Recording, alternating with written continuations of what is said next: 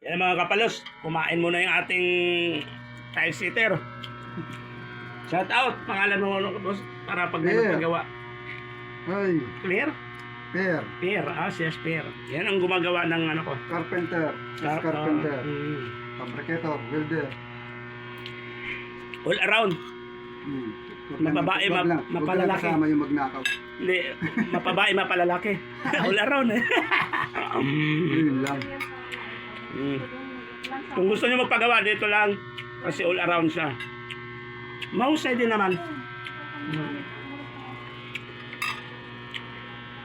Ito lang paulam ko dahil paborito rin pala niya to dahil Bisaya rin to eh.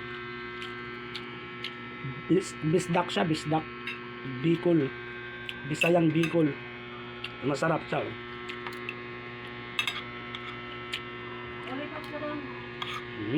Sarap ng ulam, diba? Alam niyo ba yan? Si Palustapang lang nagluluto niya. Sinabaw na halo-halo isda. May tamban. May isda sa bato. Ito isda sa bato. Ang sarap. Pagkain ng mga por. Kasi di man kami mayaman eh. Diba?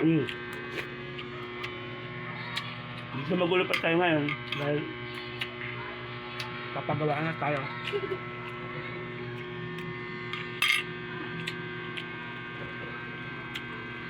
Kapon ite, bumili kami 5 kilo.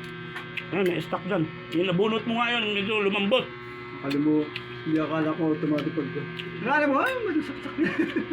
Nabunot to yun, nakakonek yan sa ano. Yung pala yung pinakamin.